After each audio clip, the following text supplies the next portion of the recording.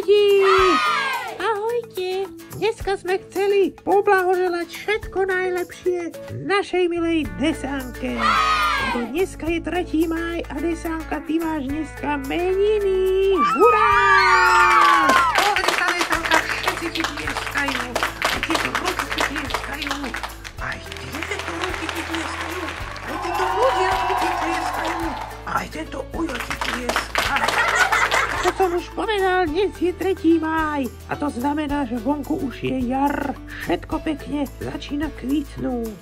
A meno Desanka má dneska sviatok. Toto meno má srbsko-chorvátsky pôvod, to znamená, že v týchto krajinách, v Srbsku a Chorvátsku, sa veľmi často používa aj toto meno. To je také krásne. Áno, Zuzka.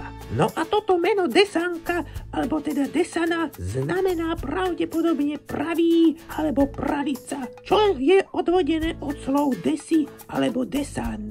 Alebo možno aj desno, čo znamená pravo. Čiže ty si praváčka, Desanka, to je pravda. Ale je možné, že toto meno má pôvod aj v slove 10. A teda toto meno symbolizuje poriadok, harmóniu, stabilitu, alebo aj plnosť a celistvosť, alebo aj dokončenie. A všetky Desanky a aj ty sú vďaka tomuto menu veľmi vnímavé, prinášajú harmóniu svojim kamarátom a svojej rodine, prinášajú im pohodu, pokoj.